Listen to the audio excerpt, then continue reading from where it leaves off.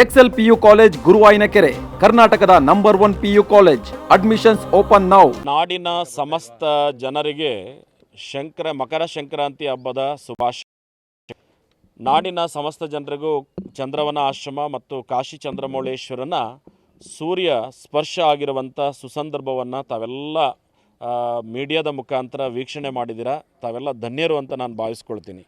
ಎರಡನೇದೇನಪ್ಪ ಅಂತಂದರೆ 2 ದಿನ 3 ದಿನಗಳ ಮೋಡ ಕವಿದಿರೋ ವಾತಾವರಣದಲ್ಲಿ ಸೂರ್ಯನ ಸ್ಪರ್ಶ ಆಗ್ತದೋ ಇಲ್ಲವೋ ಅಂತ ಎಲ್ಲರಿಗೂ ಡೌಟ್ ಇತ್ತು.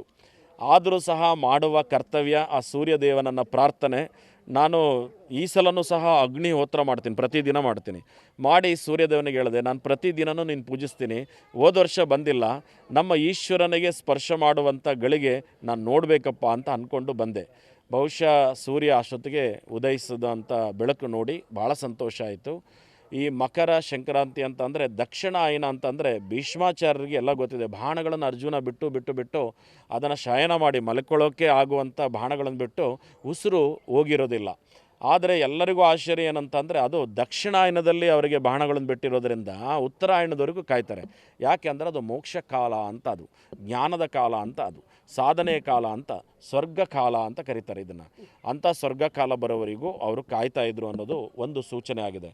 ಹಾಗೆ ಸೂರ್ಯನಾರಾಯಣ ಸಾಕ್ಷಾತ್ ಭಗವಂತ ಪರಮಾತ್ಮನಿಗೂ ಸಂಧಿ ಆದಂಥ ಸಂದರ್ಭದಲ್ಲಿ ಉಪದೇಶಿಸಿದ ಪರಮಾತ್ಮ ಅಂತ ಒಂದು ಕಾಲ ಇದೆ.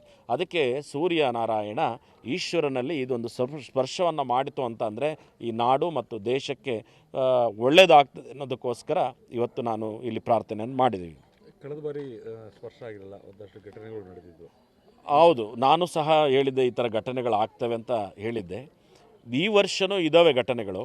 ಆದರೆ ಈ ವರ್ಷ ಸ್ಪರ್ಶ ಆಗಿರೋದ್ರಿಂದ ಎಲ್ಲವೂ ಸಹ ಆ ಭಗವಂತನ ಕೈಲಿ ತಡೆ ಹಿಡಿಯುವಂಥ ಶಕ್ತಿ ಯಾವುದೋ ಮನುಷ್ಯ ರೂಪದಲ್ಲಾಗ್ಬೋದು, ಅವೆಲ್ಲವೂ ನಡೀತವೆ. ನಡೆದರೂ ಸಹ ಅಷ್ಟು ಪರಿಣಾಮ ಬೀರೋದಿಲ್ಲ. ಏನೆಲ್ಲ ಘಟನೆ ನಡೆಯುವುದು? ಒಂದು ನೀರಿನ ಅಂಶಗಳಲ್ಲಿ, ಅಂದರೆ ಮಳೆ ಬಂದು ಹೆಚ್ಚು ಕಟ್ಟೆಗಳನ್ನು ಒಡೆಯುವಂಥದ್ದು, ಊರು ಮುಳುಗುವಂಥದ್ದು ಈ ಸಲನೂ ಇದೆ. ಆದರೆ ಅಂಥ ಘಟನೆಗಳು ಆಗೋದಿಲ್ಲ. ಬಾಂಬ್ ಸ್ಫೋಟಗಳು ಆಗುವಂಥದ್ದು ಇದೆ. ಆಮೇಲೆ ದೇಶದ್ರೋಹಿಗಳು ಉಗ್ರಗಾಮಿಗಳ ಒಂದು ತಾಂಡವ ಆಡುವಂಥ ಸಾಧ್ಯತೆಗಳಿದೆ. ಆದರೆ ಬರೀ ಒಂದೇ ದೇಶಕ್ಕಲ್ಲ, ಬೇರೆ ಬೇರೆ ದೇಶಗಳಲ್ಲೂ ತಾಂಡವ ಆಡುವಂಥ ಸಾಧ್ಯತೆಗಳಿದೆ. ಎಲ್ಲ ದೇಶಗಳು ಒಂದಾಗಿ ಬಹುಶಃ ಆ ಉಗ್ರಗಾಮಿಗಳಿಗೆ ನಿಗ್ರಹಿಸುವಂಥ ಕಾಲನೂ ಈಗ ಬಂದಿದೆ. ರಾಜಕಾರಣಗಳಲ್ಲಿ ಮನಸ್ಥಿತಿಗಳು ಅಂತ ಪರಿಣಾಮಗಳು. ಯಾಕೆಂತಂದರೆ ಈಶ್ವರನದು ಬ್ರಹ್ಮಸ್ಥಾನಕ್ಕೆ ಬಂದು ವಿಷ್ಣು ಸ್ಥಾನಕ್ಕೆ ಬಂದರೆ ಅಂತಂದರೆ ಒಂದಿಷ್ಟು ಯುದ್ಧಗಳಲ್ಲಿ ಒಳಗೊಳಗನೆ ಯುದ್ಧ ಆಗುವಂಥ ಸಾಧ್ಯತೆಗಳು, ಅದು ಏನಾದರೂ ಬದಲಾವಣೆಗಳು ಆಗುವಂಥ ಸಾಧ್ಯತೆಗಳಿದೆ. ರಾಜ್ಯಕ್ಕೂ ಸೇರಿಸಿ ಒಂದೇ ಪಕ್ಷ ಆಗ್ಬೋದು, ಬೇರೆ ಬೇರೆ ಪಕ್ಷಗಳಾಗ್ಬೋದು, ಬೇರೆ ಬೇರೆ ಪಕ್ಷಗಳು ಒಂದು ಪಕ್ಷ ಸೇರ್ಬೋದು, ಇಲ್ಲ ಬೇರೆ ಅಧಿಕಾರದ ಬದಲಾವಣೆಗಳಾಗ್ಬೋದು, ಒಂದಿಷ್ಟು ಇಲ್ಲ ಭಾಳಷ್ಟು ಒಂಥರ ಹಾಲಿರುವಂಥದ್ದು ಒಡೆಯುವಂಥ ಸಾಧ್ಯತೆಗಳಿದೆ. ಈಗ CM ಬದಲಾವಣೆ ಆಗ್ತಾರೇನೋ ಚರ್ಚೆ, ಅದೇನಾದರೂ ಸಾಧ್ಯತೆ? ಬಹುಶಃ ಅದು ಗೊತ್ತಿಲ್ಲ ನನಗೆ. ರಾಜಕೀಯದಲ್ಲಿ ಅಷ್ಟೊಂದು ನಾನೇನು ಆಸಕ್ತಿ ಇಲ್ಲ. ಹಾಲು ಅನ್ನೋದು ಭಾಳ ವಿಶೇಷವಾದದ್ದು. ಅದು ಒಡೆಯುವಂಥ ಅಂದರೆ ಮನಸ್ಸು ಒಡೀತು ಅಂತ ಅಂದರೆ ಏನೇನು ಪರಿವರ್ತನೆ ಆಗ್ಬೋದು ಅನ್ನೋದು ಮಿಕ್ಕಿದ ವಿಚಾರ. ಖಂಡಿತವಾಗ್ಲೂ.